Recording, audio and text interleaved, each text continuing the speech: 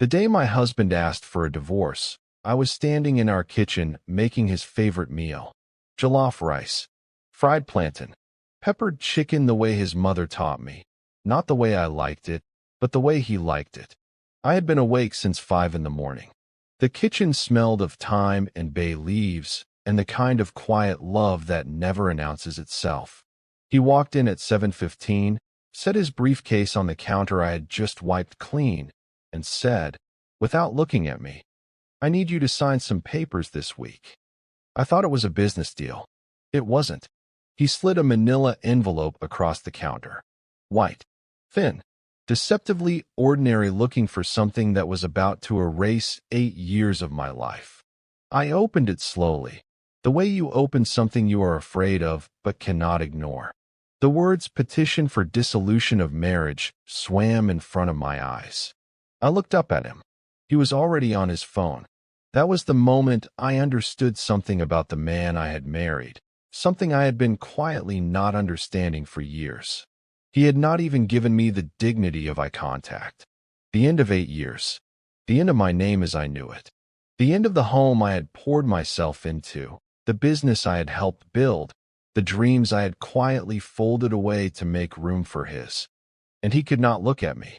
He just scrolled. And I stood there in that kitchen that smelled like everything I had given, holding a document that said, in cold legal language, "You no longer belong here." I should tell you something about who I was before that morning. My name is Amara Okafor Briggs. Or it was. By the time the paperwork was finalized, I was just Amara Okafor again, stripped of the hyphen, stripped of the house, stripped of the company's shares my own labor had helped build from a half-empty spreadsheet and a rented office in Lagos Island. I grew up in Enugu, the second daughter of a civil engineer and a schoolteacher who believed, with the kind of faith that does not bend, that education was the door through which everything good enters. I won a scholarship to study logistics and supply chain management at the University of Lagos. I graduated top of my class. I wrote my thesis on last-mile delivery inefficiencies in West African urban centers, a paper that, years later, would turn out to be the skeleton of something worth far more than I knew. But before I could do anything with that knowledge, I met Chitty Briggs. He was charming in the specific way that dangerous men often are, not flashy, not loud, but attentive. He made you feel like the most interesting person in every room. He asked about your ideas not because he was impressed by them, but because he was studying them, and I was too young and too in love to know the difference. We married young. I was 26. He was 32, already running a mid-size freight forwarding company his father had started. He told me he needed a partner, someone who understood logistics, someone who could help him modernize. I believed him. I spent the next 8 years believing him. Let me tell you what 8 years of quiet erasure looks like. It doesn't happen all at once. That's the thing nobody warns you about. It happens in increments so small that each one, individually, feels like nothing. A rounding error. A minor adjustment. Something you tell yourself you are imagining. It starts with the meetings. In the early years, Chitty and I would sit together at the long conference table in the Briggs Freight office on Ozumbambadu Avenue, and I would present supply chain restructuring ideas I had spent weeks developing. The room would go quiet, not the impressed kind of quiet, the confused kind. Who is she? Is she staff? Why is the boss's wife presenting? And Chitty would say, smoothly, easily, the way he said everything, "These are ideas we developed together as a company." Together, as a company. Not, "My wife designed this entire system." Not, "Amara built this from scratch." Just, together. A word that sounded generous but was, in practice, a slow deletion. I told myself it was strategic, that he was protecting me from the politics of the boardroom, that in time, my name would be properly attached to my work. I was wrong. By year 3, I had stopped being invited to the client presentations at all. Chitty hired a head of operations, a man named Rodamai, pleasant enough, not half as qualified. and my role quietly shifted from strategic partner to supportive wife. I attended company dinners and smiled at the right moments and asked the wives of clients about their children and their travel plans, and nobody asked me about mine. By year 5, when I would offer ideas at home over dinner, Chitty would nod with the particular nod of a man who is not listening. The nod that means, "I hear sounds coming from your direction." Then he would change the subject to something about his day, his deals, his problems, and I would sit across the table from him and feel myself becoming gradually translucent. By year 7, his mother had begun her campaign. Mrs. Ngozi Briggs was a woman who had built her entire identity on the architecture of control. She was elegant in the way that old money often is, sharp, deliberate, dressed always in agbada and expensive lace, and she had never once, in 8 years, called me by my first name. I was always Chitty's wife. Never Amara. Never anything with edges of my own. She wanted grandchildren. She wanted a daughter-in-law who sat at home. She wanted, fundamentally, a woman who did not have opinions about freight corridors and warehouse optimization, because such a woman, in her estimation, was too distracted to be properly devoted. She had Chitty's ear in ways I never fully did. I did not know, until much later, that the divorce had been her idea first. 3 weeks after Chitty handed me those papers, I found out about Temmie. I didn't find out the dramatic way. No lipstick on a collar, no suspicious phone left unlocked. I found out the quiet, humiliating way. Someone sent me a photo. A mutual acquaintance. A woman I barely knew, who had enough conscience to feel like I deserved to know and not enough courage to tell me to my face. The photo was of Chitty and a woman at a restaurant in Victoria Island. They were not doing anything scandalous in the image. They were just sitting across from each other, leaning slightly forward in the way that people lean when the distance between them is chosen and not accidental. She was beautiful. 24, I found out later. The daughter of a retired minister. She was already pregnant. The timing of the divorce suddenly made a new kind of terrible sense. I sat with that information for a long time. Not crying. Past crying. Just sitting in the particular silence that comes after a long shock, when your body has exhausted its immediate reactions and all that remains is a cold, flat understanding of what is real. He had not just erased me from his company. He had been building a replacement. And the worst part, the part that made my hands go still on my lap, was that I realized I was not even entirely surprised. I had felt something pulling away from me for years. Some small vital warmth withdrawing, increment by increment, until the space where our marriage had been was mostly just habit and obligation and performance. I had been grieving something I didn't yet have a name for. Now it had a name. Now it had a face. And I was 34 years old, with no children, no official stake in the company I had helped build, no house, because the house was in his name, always had been. Another detail I had told myself was just practical, and very nearly no money. The settlement Chitty offered was so insulting it felt intentional. 500,000 naira. 8 years of my life, my intellect, my labor, my loneliness.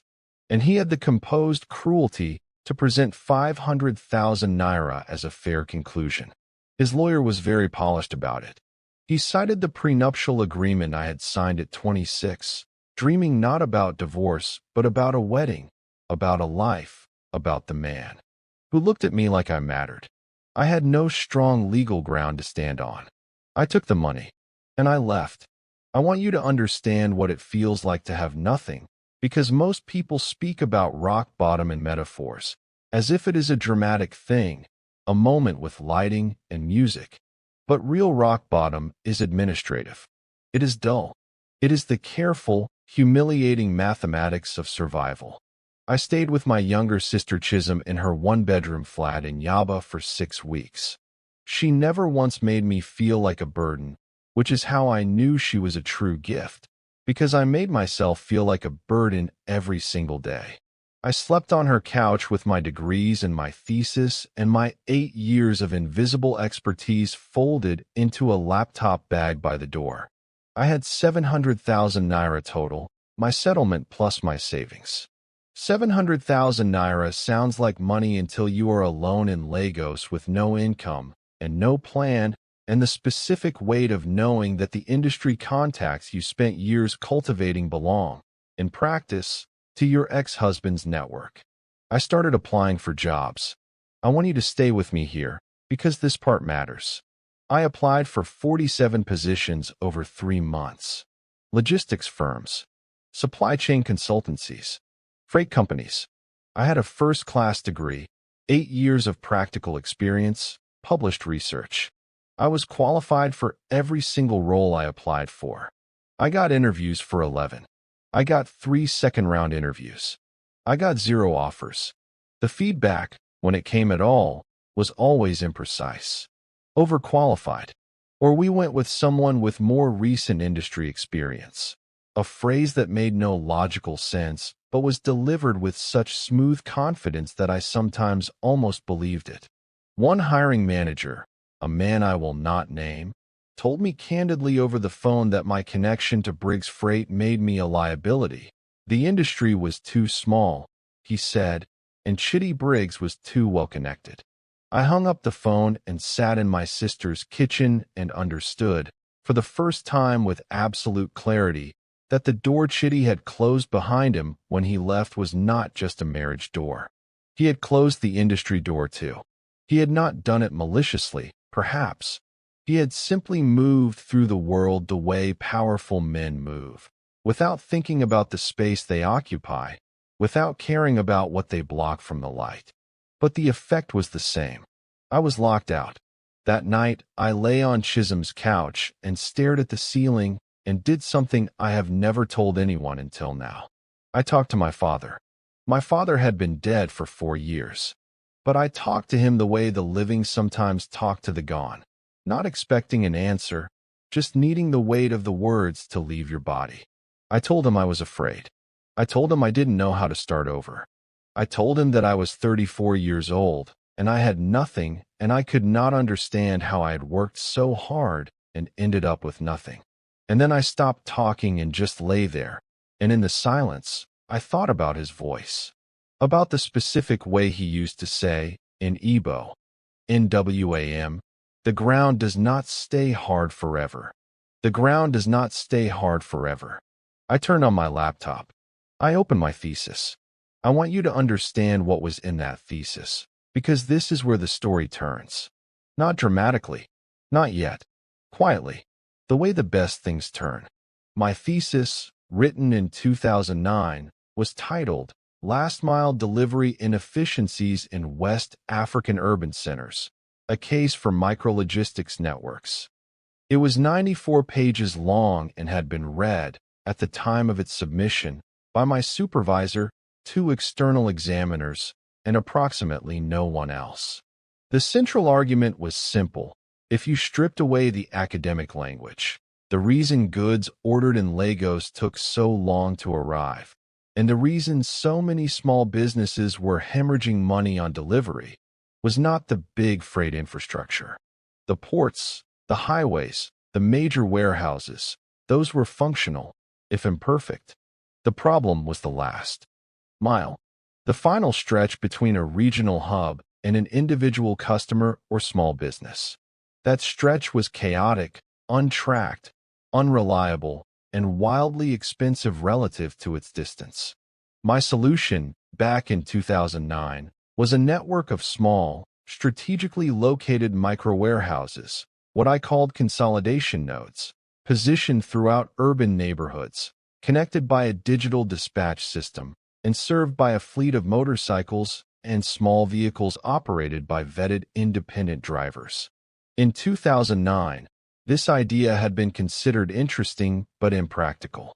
In 2015, when I reopened that document on Chisholm's couch, the world had changed. Mobile penetration in Nigeria had exploded. Digital payment infrastructure was maturing. E-commerce was growing at a pace that traditional freight networks were completely failing to serve. The small businesses, the fashion designers in Suralire, the electronics traders in Alaba, the food vendors across Lagos, they all needed exactly what I had described. Fast, trackable, affordable last-mile delivery. And almost no one was doing it well. I closed the thesis. I opened a new document. I wrote at the top of the page, in plain text, Node Run Logistics. And then I began to write, not an academic paper, but a business plan. I will not pretend that what followed was easy or romantic. It was not. It was the hardest 18 months of my life. I had 400,000 naira left by the time I started. The rest had gone to living expenses and, humiliatingly, to one of those useless job application fees. I found a small office space in Acacia, a single room in a shared complex that smelled of paint and ambition and other people's dreams, and I paid 3 months up front. I bought a second-hand laptop to replace the one that was dying. I kept the rest. I recruited my first 6 drivers through a WhatsApp group. Not fancy, not polished. I posted in a group for commercial motorcycle operators, explained what I was building, promised fair pay and clear tracking, and asked who was interested. 14 people responded. I interviewed all 14 in person over 2 days in a plastic chair outside a Malam's kiosk because I could not afford to look more official than I was. I kept 6. My first client was a woman named Blessing who sold handmade skincare products from her apartment in Bagada. She was spending 30% of her profit on unreliable delivery services. I offered her something better for 20%, with real-time tracking via a WhatsApp bot I had built with the help of a 20-year-old developer named Kola, who I paid partly in cash and partly in equity, a decision that would later make him a millionaire. Blessing said yes. Then her friend said yes. Then her friend's supplier said yes. I want you to hold this image. Me, in a single room in Acacia, working 16 hours a day, eating mostly Indomie and groundnuts, running a growing logistics network on a spreadsheet and 3 WhatsApp groups, wearing the same 3 outfits in rotation because I had not yet had the cash flow to think about clothes. I had no investors, no board, no PR, no husband, just the idea, and the discipline, and my father's voice. The ground does not stay hard forever. While I was building, Chitty was thriving. I know this because Lagos is a city that will inform you, whether you ask or not. He had married Timmy 8 months after our divorce was finalized. His mother had hosted a traditional ceremony that, by all accounts, was spectacular. The photos circulated on Facebook, and 3 separate people thought it appropriate to ensure those photos found their way to me. The house in Lekki Phase 1 had been redecorated. Timmy was pregnant again with their second child.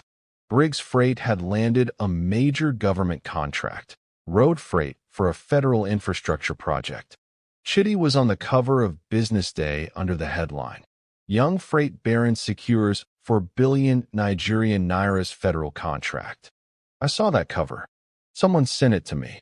I looked at his face on the glossy page, relaxed, confident, wearing the navy suit he always wore when he wanted to look serious, and I felt something that surprised me. Nothing. Not pain. Not anger. Not longing. Nothing. Because by the time I saw that cover, I was 18 months into Node Run. I had 63 vetted drivers across Lagos.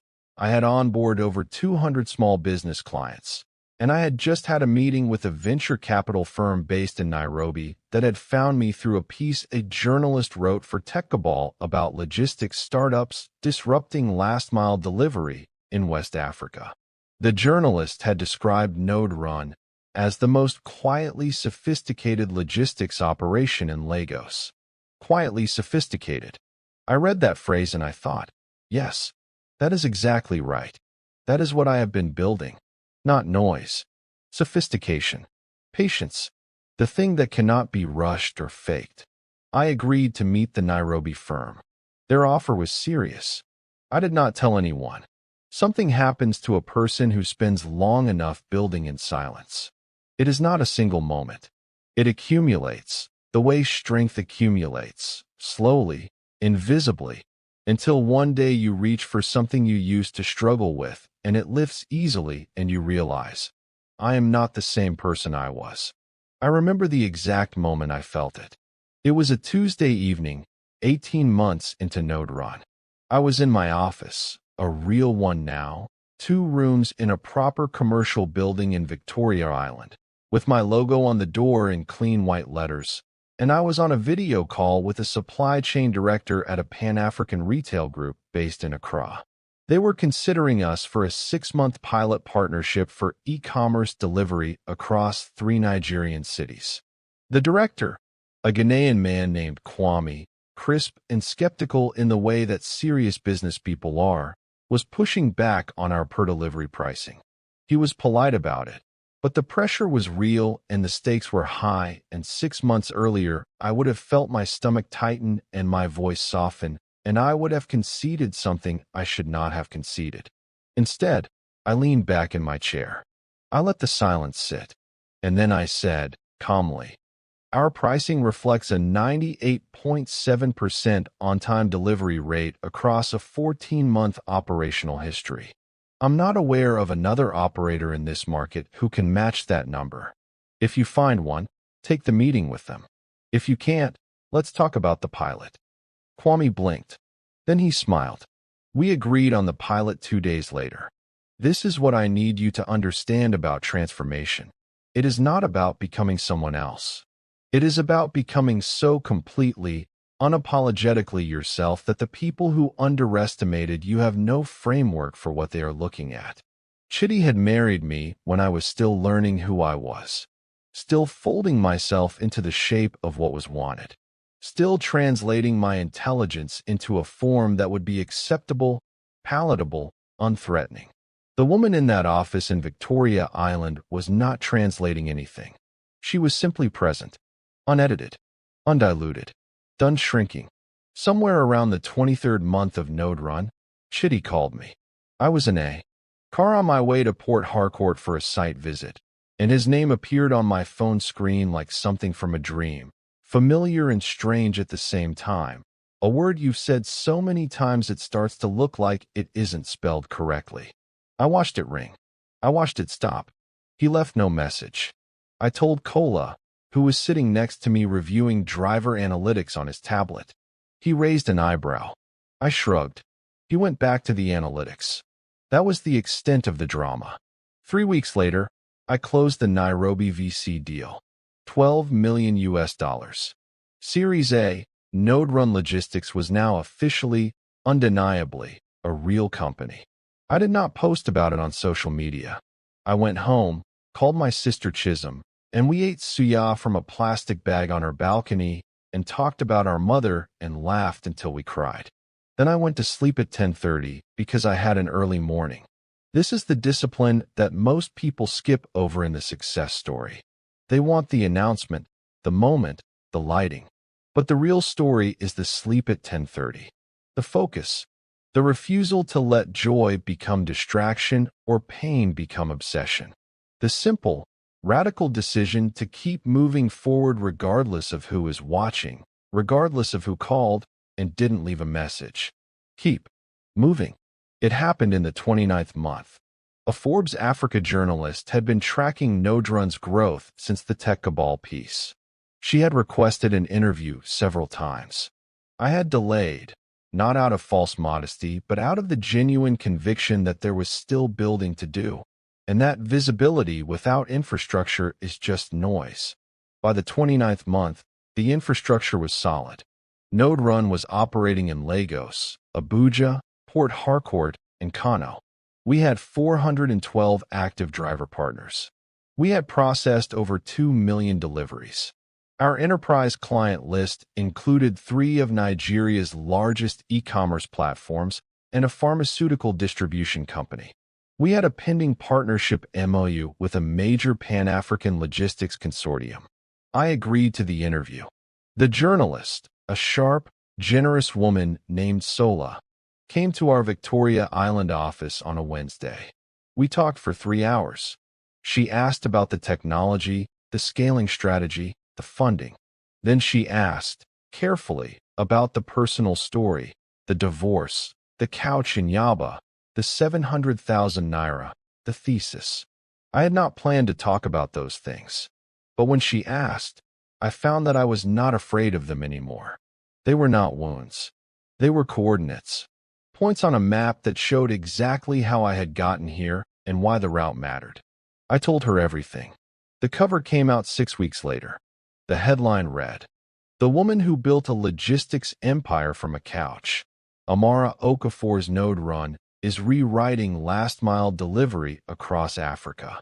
My face, full page, in the main Forbes Africa print and digital edition. Unsmiling. Not because I was trying to look powerful, but because Sola had caught me in the middle of a real thought. Eyes level with the camera, jaw set, something behind the eyes that is not hardness exactly, but is adjacent to it, is the residue of what hard things leave in a person when those things do not break them. I was wearing a white blouse. No jewelry except my late father's watch. I was told later by someone who meant it kindly, like someone who had decided something a long time ago and was no longer debating it. He called 7 times in 3 days. The first call came the evening the Forbes digital edition dropped. I know this because my phone showed me the timestamp later when I finally looked. I was in a meeting when it rang. I declined it without looking at the screen, the way I always declined unknown interruptions during meetings. The second call came the following morning. I was in the car. I saw his name. I let it ring. The third, fourth, and fifth calls came within a 48-hour window, increasing in frequency in a pattern that, if it had been from anyone else, might have suggested urgency or emergency. From Chitty, it suggested something different. It suggested that something had shifted in his understanding of the world, and he was not comfortable with the shift. The sixth call came with a WhatsApp message attached. I read the message. "Amara, I've been trying to reach you. I saw the Forbes piece. You've done something incredible. I always knew you had it in you. I would love to reconnect and talk. There may be some things I need to say. Please call me back." I read it twice. I always knew you had it in you. I sat with that sentence for a long time. Examined it the way you examine something that claims to be one thing, but smells like another. He always knew I had it in me. This man who had written me a settlement check for 500,000 naira. This man who had handed me a divorce petition over a counter of jollof rice without meeting my eyes. He had always known. He simply hadn't thought it mattered. I put my phone down. I did not call back. The seventh call came 2 weeks later on a Friday afternoon. I was at a function, an industry awards dinner hosted by a prominent Lagos business association. Node Run had been nominated for 3 awards. I had come with Cola and 2 members of my senior team, and we were dressed well, and the room was full of people who had watched my company grow and wanted to be associated with that growth, which is the way of Lagos, the city that punishes obscurity and embraces arrival without apology. My phone buzzed in my clutch. I reached for it under the table, expecting a message from my PR team about the evening schedule. It was Chitty's number. The 7th call. I looked at it for a long moment. Then I turned the phone face down on the table. One of my team members leaned over. "Everything okay?" I looked up at the room, at the chandeliers, the white tablecloths, the faces of people I had not known 3 years ago when I was sleeping on a couch, and I felt something settle in me like a door closing gently, without force, simply finding its frame. "Everything is fine," I said, and I meant it completely. There is a moment I have not yet told you about. It happened 3 months after the Forbes cover at the annual Nigerian Logistics and Supply Chain Summit, the most prestigious industry event of the year, the kind that is held at a 5-star hotel in Lagos with 400 attendees and live coverage, and a keynote that is considered a barometer of where the industry is heading. I had attended this event before. For times, in fact, every year during my marriage, I had attended as Chitty's wife. I had sat at the Briggs freight table in a beautiful Asoabi and smiled at the right moments and handed out business cards that listed me as Director of Special Projects, a title that meant, in practice, whatever Chitty needed it to mean, which was usually nothing that generated independent attention. This year, I was the keynote speaker. I want you to understand the architecture of that moment. The invitation had come from the summit organizing committee 4 months before the event. They had seen the Forbes cover and they had reached out formally, offering me the keynote slot, the slot that, in previous years, had been filled by the most recognized names in Nigerian freight and logistics. CEOs of multinationals, former ministers. Chitty himself had delivered a panel address 2 years prior that had been widely discussed. I had accepted. I had written my keynote address over 3 evenings, sitting alone at my desk, with only a glass of water and my father's watch on the table in front of me. The night of the summit, I arrived in a car I owned, accompanied by an executive assistant I paid fairly, wearing a deep burgundy Ankara silk dress a designer friend had made specifically for the occasion. Not because clothes are the point, but because I had learned, in building Node Run, that the way you present yourself is a form of communication, and I had chosen carefully what I wanted to communicate: arrival, completeness, the specific elegance that is only possible when it grows from the inside out. I walked into the ballroom of the Eco Hotel, and I felt the room shift. Not loudly, subtly, the way a temperature shifts when a window opens. Heads turning not with gawking, but with recognition. Hands raised in greeting from people I now knew. People whose respect I had not sought, but had earned through 30 months of unglamorous, disciplined work. And then I saw him. Chitty. He was seated at a table near the center of the room, which had historically been the most prominent table, the table for the most significant industry players. He was wearing a gray agbada, very pressed, very correct. His wife Temi was beside him, beautiful and composed. His mother was there too, in her ice blue lace. He had not seen me yet. I walked to the front of the room without detour, without hesitation, without looking in his direction. I greeted the organizing committee's chairperson. I found my seat at the head table. I accepted a glass of water. And then, at the point when the MC announced the keynote speaker and the room turned toward the podium, Chitty looked up. Our eyes met across the ballroom. I held his gaze for exactly 2 seconds.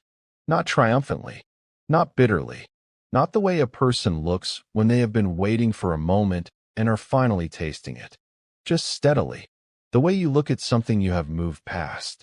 The way you look at a place you used to live, from a distance, from a life that is now much larger. Then I walked to the podium. I stood at the podium, and I looked out at 400 faces, and I felt something that I want to describe as precisely as I can because I do not want to lose it in imprecision.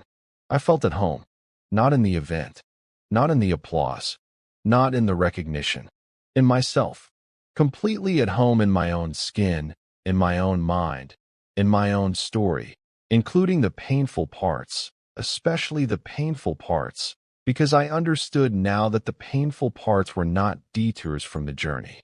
They were the road. I set my notes on the podium, and I did not look at them. I spoke directly to the room. 3 years ago, I began. I left an industry I had spent 8 years working in, with nothing but a laptop bag, a thesis I had written in 2009, and the specific kind of clarity that only comes from losing everything you thought you needed. The room was very quiet. I want to talk to you tonight not about freight corridors or digital dispatch systems or last-mile delivery metrics, although we will get there.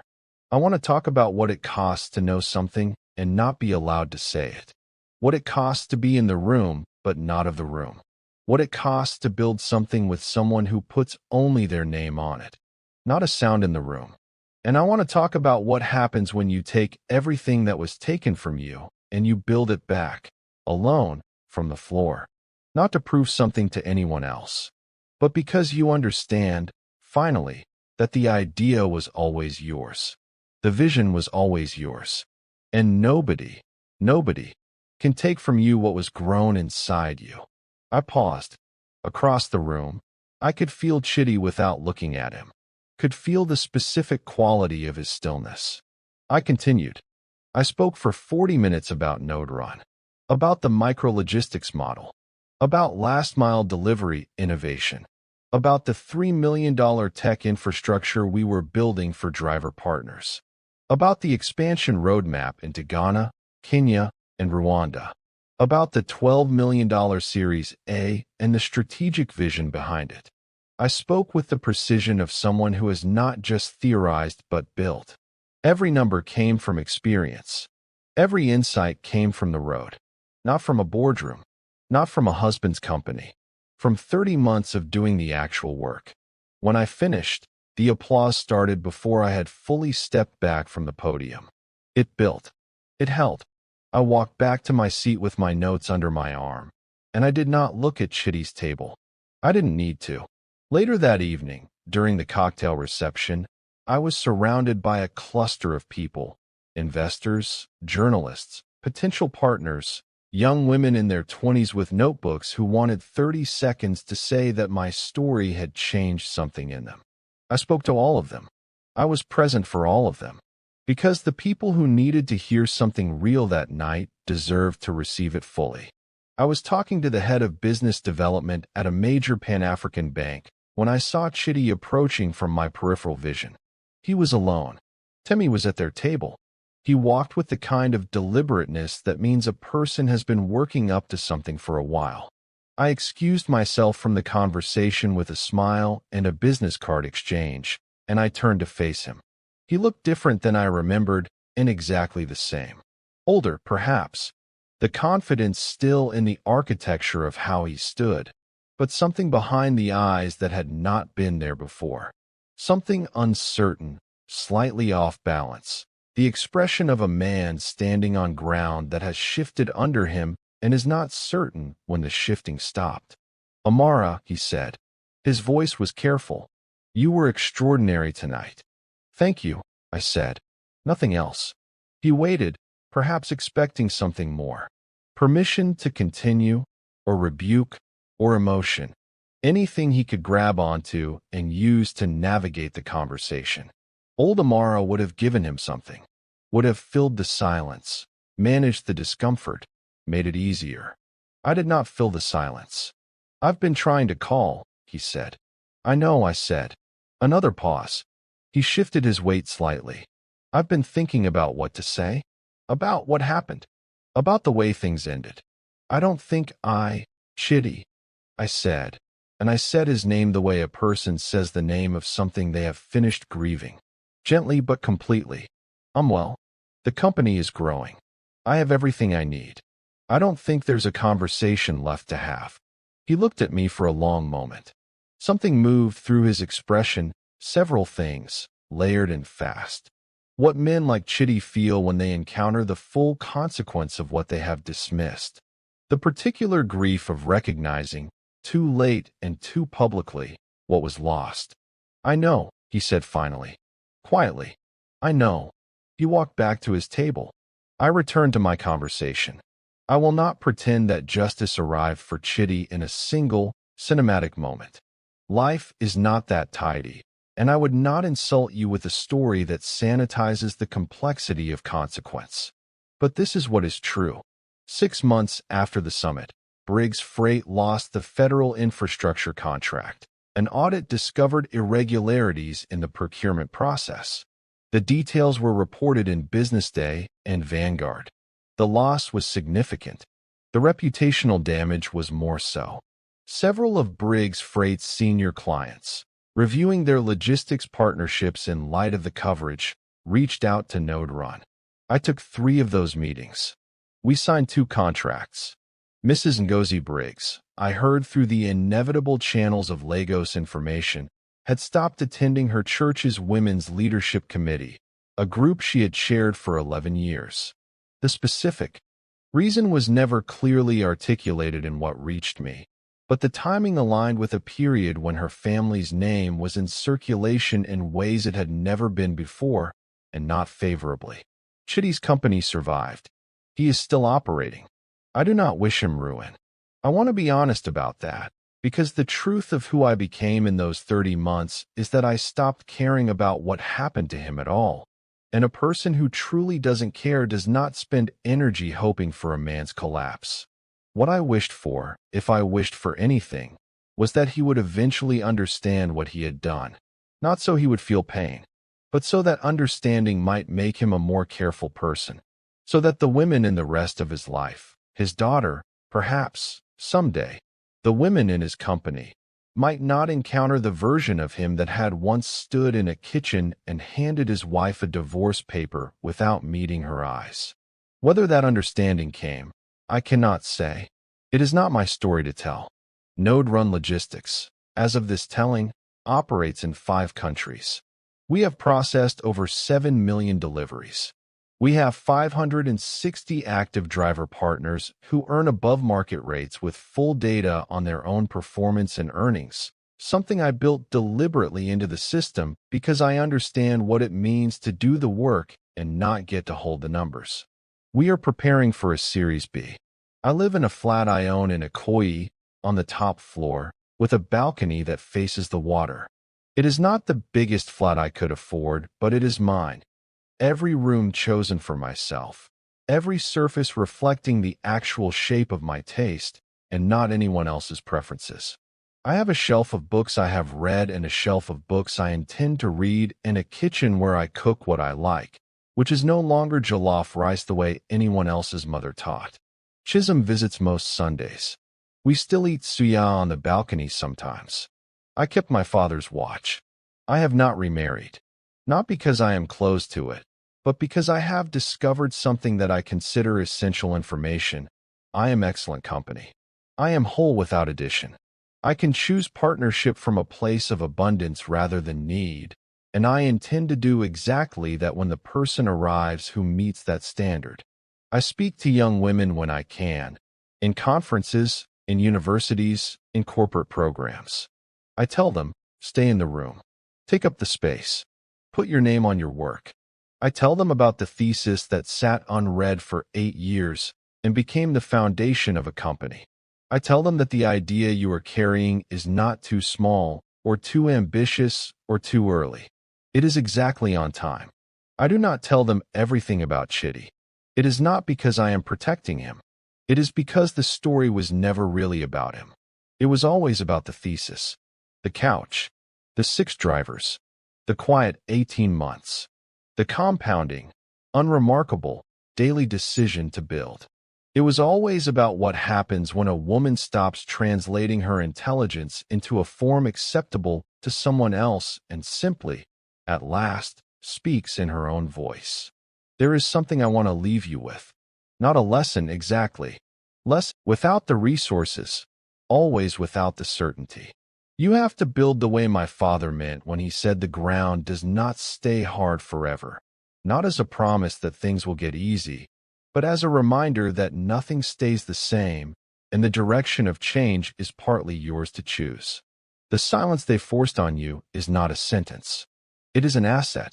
Every hour you spent invisible was an hour you spent becoming precisely, dangerously yourself. Every room they left you out of was a room you weren't distracted by. Every door that closed became the specific pressure that sent you looking for the window. You are not behind. You are composing. And when the moment comes, and it will come, not as a rescue, but as the natural conclusion of what you have been quietly building, you will not arrive with noise. You will arrive like Node Run arrived in that ballroom. Already built, already solid, already proof. Already, undeniably here. Chitty saw your face on the cover. He called 7 times. You didn't need to answer, because the work already said everything that needed to be said. The most powerful thing a woman can do to a person who underestimated her is not to prove them wrong. It is to become so fully herself that the question of what they thought stops mattering entirely.